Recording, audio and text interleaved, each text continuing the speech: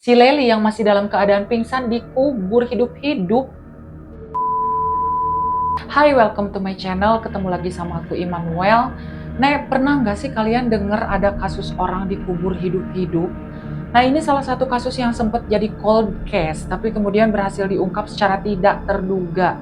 Dan FYI, kasus ini udah laule banget dan merupakan salah satu kasus yang menghantui negara India pada zamannya. Dan sempat diangkat menjadi serial dokumenter The Prime Video berjudul Dancing on the Grave. So, seperti apa kasusnya? Just tonton video ini sampai habis.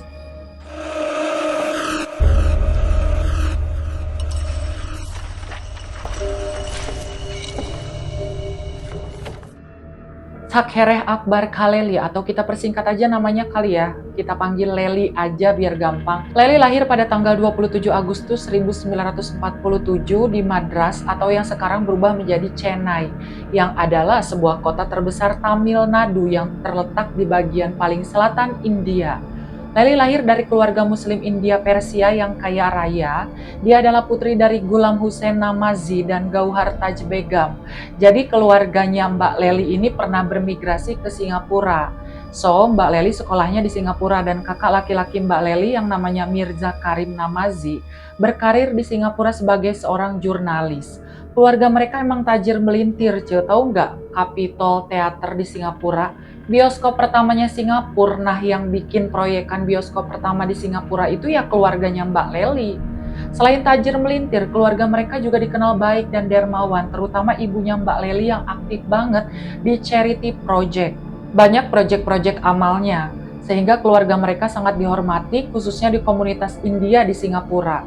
Udah terkenal banget lah mereka pada tahun itu. Bahkan keluarga mereka udah terkenal sejak zaman kakek buyutnya Mbak Lely, yaitu Agha Ali Asghar Siraizi, yang dikenal sebagai bapak pendiri diaspora Persia. Dia juga seorang pengusaha konstruksi dan pedagang kuda. Bahkan kakeknya pernah diperkenalkan langsung ke Pangeran Edward waktu Edward VIII masih belum jadi Raja Inggris. Kakek buyutnya Mbak Lely diminta membangun 100 bungalow di Palace Road, St. Kay Road, Cunningham Road, dan Richmond Road. Gila lucu. Itulah tadi latar belakang keluarganya Mbak Lely yang tajir melintir, cenah. Long story short, pada tahun 1965, Mbak Lely dijodohkan dengan sepupu pertamanya dari pihak ibunya yang bernama Akbar Mirza Khaleli ketika usia Mbak Lely menginjak 18 tahun. Dan si Akbar ini emang sengaja dijodohin sama Mbak Lely karena emang bibit bebet bobotnya tok cerma. Pertama, dia atlet dan pemain tenis terbaik di India. Dia juga duta besar India untuk Iran. Dan dari hasil pernikahannya, mereka menghasilkan 4 orang anak, yaitu Zebundeh Khaleli, Sabah Bekhe, susah banget namanya, Sabah Bekhe Rehan Yafardala, dan Begum Esmat Khaleli Clark. FYI, anaknya Mbak Lely ini cewek semua ya. Dan karena waktu itu Akbar kan berkarir sebagai duta besar India untuk Iran, otomatis dia tinggal di Iran dong. Sementara Mbak Lely ini tinggal di Bangalore untuk mengikuti jejak kakek buyutnya, yaitu berkecimpung langsung di bidang konstruksi. Pisah ranjang mereka, kejauhan pisahnya tapi beda negara. Si Lely ini kesepian, alamat dia nih rutin beli terong tiap minggu ya kan. Dan entah jauh di sana pun si Akbar ngapain aja nggak tahu. Hingga pada akhirnya si Lely ini cerai sama si Akbar karena mereka sering ribut gara-gara LDR. Ditambah lagi waktu itu si Lely ini lagi kepincut sama laki-laki lain yang dia temui pada tahun 1982 yang bernama Murali Manohar Misra. Next, cowok ini kita sebut aja Murali ya, susah banget abisnya namanya. Jadi mereka berdua ketemu di suatu acara di Delhi. Si Murali ini ternyata orangnya smart, rapi, dan dia mengaku memiliki banyak pengetahuan tentang praktik okultisme. Itu loh kepercayaan mengenai kuasa-kuasa gaib di luar kuasa Tuhan.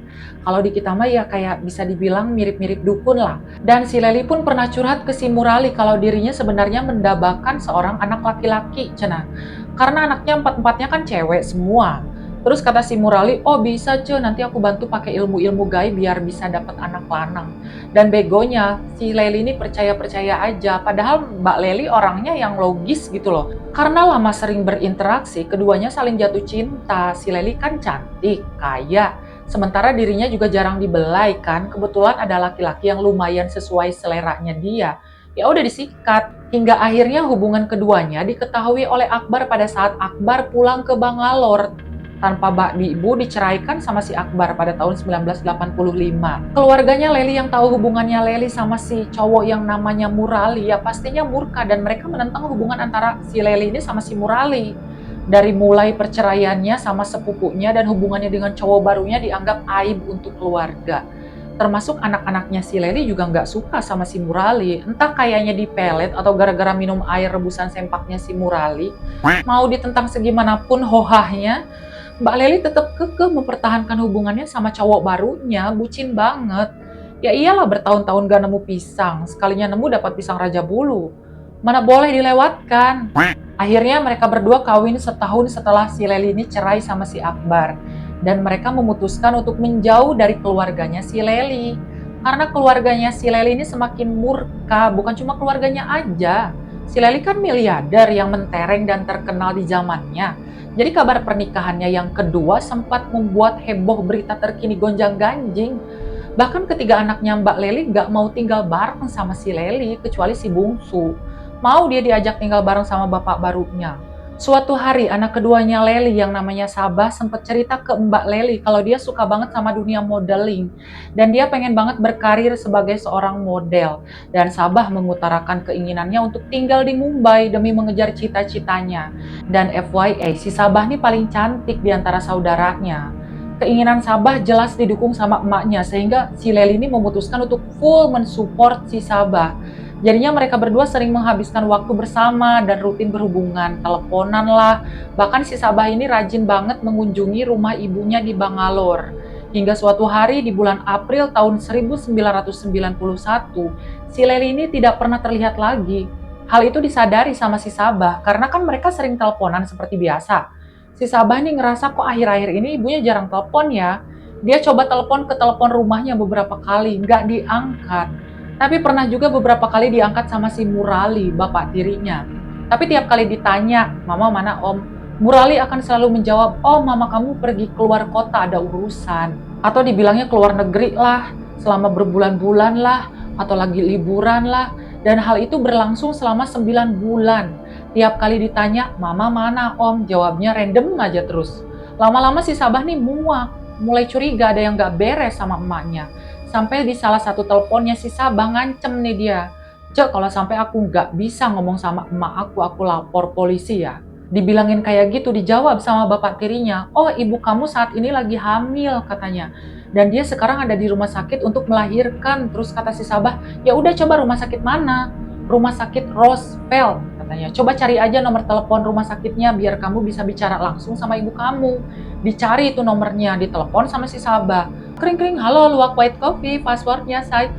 Bu, saya nyari ibu saya namanya Lely, apakah di sana ada pasien namanya Lely?" Terus kata pihak rumah sakitnya, "Lely mana ya Mbak?" Disebutin kan nama lengkap ibunya. Terus kata pihak rumah sakitnya bilang, "Maaf Mbak, pasien atas nama Lely yang Mbak cari tidak terdaftar sebagai pasien di sini. Adanya di kita pasien namanya Lely Kejora Mbak." Di-prank sama bapak tirinya ternyata. Si Sabah makin stres kan, di situ dia mulai curiga dan khawatir. Jangan-jangan emaknya beneran diapa-apain sama bapak tirinya. Kemudian pada bulan Juni tahun 1992, si Sabah nih datang ke kantor polisi Ashok Nagar di Bangalore untuk membuat laporan orang hilang. Dalam keterangannya dia menyebutkan kalau dirinya mencurigai keterlibatan ayah tirinya di kasus menghilangnya ibunya. Polisi segera mendatangi si Murali kan, ditanya nih, "Istri kamu kemana, Ce?" Dijawab, "Oh, istri saya lagi berlibur, Ce." Dan polisi ini ternyata tidak mendapatkan keterangan yang cukup dari Murali dan mereka juga tidak menemukan bukti tentang di mana sebenarnya si Lely berada. Sementara penyelidikan polisi masih terus berlangsung nih, si Murali mengubah namanya dari yang tadinya Murali Manohar Misra menjadi Suami Srada Nanda. Next aku panggilnya si Nanda aja lah ya, soalnya kan si Murali ganti nama. Jadi kita panggilnya Nanda aja biar gampang. Nah, yang jadi pertanyaannya, kenapa sih Dese pakai ganti nama segala? Ternyata si Nanda nih ingin fokus menjadi seorang guru spiritualnya praktik okultisme. Dan jumlah muridnya ternyata lumayan banyak juga, nggak main-main ya pengikutnya yang percaya sama si Nanda ini. Modelan politisi, pengusaha, artis-artis, pokoknya orang-orang alaihim semua. Sehingga polisi pun jadinya ketar-ketir karena pengikutnya si Nanda nih orang alaihim semua ternyata. Ya selama penyelidikan mereka kena intimidasi lah. Dan polisi juga kan nggak punya bukti untuk mengait-ngaitkan si Nanda ini dengan kasus menghilangnya si Leli. Ruang gerak penyelidikannya mereka jadi terbatas. Meskipun Sabah terus meyakinkan polisi mengenai kecurigaannya, buktinya belum ada. Sampai 3 tahun berlalu, Mbak Leli menghilang bagaikan ditelan bumi. Anggota keluarga lainnya yang awalnya memutuskan hubungan sama si Leli ini akhirnya khawatir juga. Ya iyalah, darah lebih kental daripada air. Karena mereka pun melihat hidupnya si Nanda damai-damai aja dengan segala kemewahan yang ada. Sementara istrinya nggak tahu ada di mana. Dia bisa hidup tanpa menunjukkan tanda-tanda kekhawatiran, seolah-olah nggak terjadi apa-apa. Bablas angine. Sampai di tahun 1994, kepolisian Bangalore udah bener-bener buntu nih. Nggak tahu mesti ngapain lagi, hingga akhirnya ya udahlah, tutup aja kasusnya. Baru mau ditutup nih, hal yang tidak terduga justru terjadi. Jadi awal mulanya gini. Ada seorang polisi yang memata-matai toko minuman keras pada tanggal 29 April 1994. Ini polisinya yang beda ya, bukan polisi yang menginvestigasi kasusnya si Leli. Waktu itu polisi ini nyamar jadi preman, emang niatnya lagi investigasi toko minuman keras. Bedanya kalau di kita nyamar jadi tukang mie ayam kan. Kita sebut aja polisi ini namanya Agus ya. Si Pak Agus ini lagi duduk kan di meja bar gitu. Dia sebelahan sama seorang laki-laki yang lagi mabora. Nah si laki-laki ini nyerocos gitu, kayak mengkritik kinerja polisi India. Dibilangnya polisi India nggak berguna lah, dibilang nggak kompeten lah, nggak ada bedanya di film India katanya. Film India kan gitu nih, penjahatnya udah mati, polisinya baru datang. Ditanya lah sama si Pak Agus ini, kenapa sih Ce? Curcol lah si laki-laki mabora ini, pusing deh Ce sama bos Akikah. Dia melakukan pembunuhan dan menyembunyikan mayat di rumah. Dan sampai hari ini belum ada yang tahu. Gila ya polisi-polisi itu, bodoh banget katanya. Pak Agus yang lagi denger curcolan itu langsung kaget lah. Dia coba lagi ngulik cerita dari laki-laki yang lagi mabora ini. Ce, emang kayak gimana ceritanya? Kok bisa bos Anda ngebunuh orang? Jangan-jangan Anda hanya mengarang cerita aja, halu kali. Diomongin begitu, si laki-laki ini malah ngerasa kayak ditantangin sampai detail kejadiannya diceritakan semuanya. Termasuk nama korban yang dihabisi oleh bosnya waktu itu. Ya itulah dia si Lela. Kok Lela sih? Leli. Mbak Lela berhak bahagia kali. Terus siapa bos yang dia ceritain? Yaitu pula si Nanda. Makin dikulik lagi kan, dan si laki-laki mabora ini cerita bahkan dirinya membantu bosnya membeli peti mati. Makin penasaran kan si Pak Agus dibuatnya. Korbannya namanya Leli ya. Kayak pernah denger nama itu tapi di mana ya katanya. Kayak nggak asing gitu. Barulah dia inget kalau kepolisian Bangalore pernah sempat menginvestigasi kasus hilangnya si Lela yang kok Lela lagi Leli. Dan di zaman itu kasusnya emang viral banget. Si Pak Agus yang tadinya niatnya jadi mata-mata di toko miras itu, kemudian cus melaporkan temuannya ke kepolisian Bangalore. Kemudian si laki-laki yang mabora itu diinterogasi lebih lanjut sama polisi di hari yang sama. Masih ada sisa-sisa maboranya kan, dia diinterogasi tuh lebih lanjut. Dan saat itu dia cerita kalau dia udah nggak kerja lagi sama bosnya. Mantan pelayannya lah intinya. Kemudian polisi mendatangi alamat toko yang diberikan sama mantan pelayannya si Nanda. Ce, apakah benar ada orang yang namanya Nanda pernah beli peti mati di sini? Dijawab kan sama yang punyanya toko. Kalau nggak salah pernah sih Ce, waktu itu dia datang sama pelayannya. Beli apa dia? Ya beli peti mati lah Pak, masa beli cabe? Tapi waktu itu dia belinya peti khusus custom gitu Ce, bilangnya buat naruh patung antik seukuran manusia. Jadi dia request dibikinin peti dengan keamanan khusus gitu. Udah dapat nih keterangan dari pemilik toko peti mati. Kemudian pada tanggal 30 April 1994, polisi mendatangi rumah Nanda. Reaksi si Nanda awalnya biasa aja. Belaga tenang gitu, dan dia jelas menyangkal semua tuduhan-tuduhan yang diarahkan ke dia. Gak mungkin lah saya tega membunuh istri saya, Pak. Bapak jangan sembarangan asal nuduh ya, gitu katanya. Berarti bener ya, Cek, bukan kamu pelakunya, tapi kamu kenal gak sama orang ini, Cek? Dibawa masuklah si orang itu. Si Nanda kaget bukan main kan. Kamu? Katanya. Ternyata si polisinya bawa mantan pelayannya dulu yang dia ketemu di bar itu loh. Adegannya bener-bener Bollywood banget, Cek. Seketika wajahnya si Nanda langsung panik. Mulailah dia diinterogasi. Awalnya para polisi ketar-ketir kan, karena mereka selalu diintimidasi sama orang-orangnya si Nanda dulu.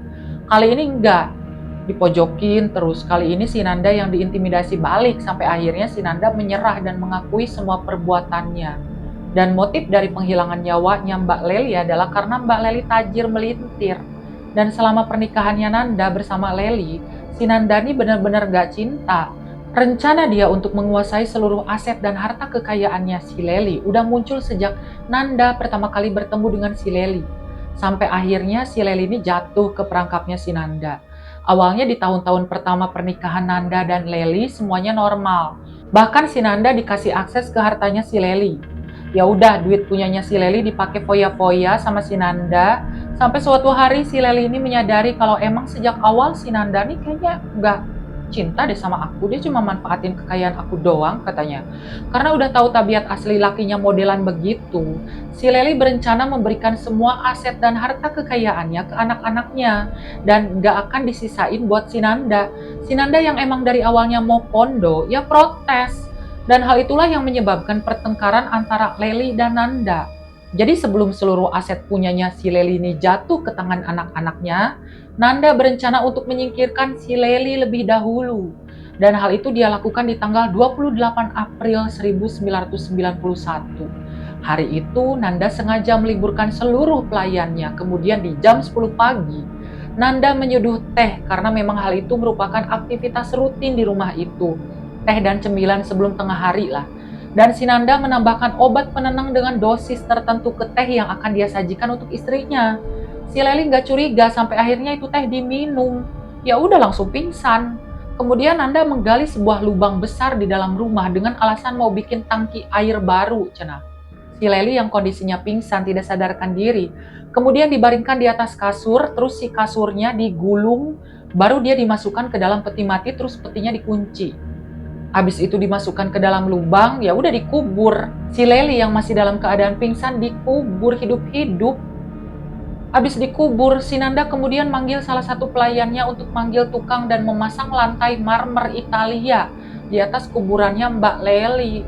Dan para pekerja ini nggak tahu kalau di bawah sana ada si Leli yang dikubur hidup-hidup. Besoknya, pas lantainya udah rapi, udah kokoh, si Nanda mengadakan pesta yang meriah di rumahnya. Dia beli banyak minuman, menyuguhkan hiburan musik, tarian, dan pesta itu berlangsung selama semalaman. Di lantai tepat di atas tanah tempat Nanda mengubur Leli hidup-hidup. Dan selama 3 tahun sejak Leli dikubur, Nanda sering mengadakan pesta meriah di atas lantai itu juga. Dan jelas semua aset dan properti punyanya si Lela bisa leluasa dikuasai. Dia bikin surat pengalihan seluruh asetnya ke atas nama Nanda dengan surat dan tanda tangan palsu. Atas pengakuan itu, polisi segera menggali di titik di mana Nanda mengubur tubuh istrinya hidup-hidup. Dan mereka menemukan tubuh Leli yang sudah menjadi kerangka. Dan pada tahun itu, kasusnya Leli ini adalah pertama kalinya penggalian jenazah direkam video dan rekaman tubuhnya si Leli ini benar-benar ditayangkan tanpa sensor. Jadi udah benar-benar tulang belulang aja dibungkus kasur. Dan pas jasadnya si Leli berhasil diangkat, tes DNA juga baru pertama kali dilakukan di India. Lalu terkonfirmasi lah hasil tes DNA menyebutkan beneran itu tubuhnya si Leli. Dan hasil forensik menyebutkan terdapat banyak sekali bekas goresan di peti mati yang berasal dari kukunya si Leli. Dan ditemukan serpihan-serpihan kayu di sela-sela kukunya si Leli. Temuan itu menjadi bukti yang sangat mengerikan kalau si Leli ini sempat sadar pas dia udah benar-benar dikubur dan berusaha untuk keluar dari peti mati itu dengan memukul-mukul dan mencakar tutup peti mati itu, tapi akhirnya dia mati kehabisan napas. Kalian bisa bayangin gak dia di bawah teriak meronta-ronta pengen keluar dari peti itu, sementara di atas orang-orang lagi berpesta. Dan ditemukan juga posisi tangannya si Leli ini kayak lagi mencengkram kasur gitu. Hal itu membuktikan itulah posisi terakhir kalinya si Leli hidup. Kemudian Nanda ditangkap, saksi-saksi dihadirkan, sehingga pada tanggal 21 Mei 2005, Pengadilan Bangalore menjatuhkan hukuman mati untuk suami Srada Nanda atas pembunuhan berencana dan dianggap sebagai kasus yang langka di mana penjahatnya tega mengubur korbannya hidup-hidup hanya karena ambisi menguasai harta kekayaan. Tapi meskipun begitu, si Nanda tetap mengajukan banding dan Mahkamah Agung mengubah hukumannya menjadi seumur hidup tanpa pembebasan bersyarat. Gak jadi dihukum mati, gelo ya. Suami Srada Nanda dipenjara di Sagar Madhya Pradesh hingga saat ini.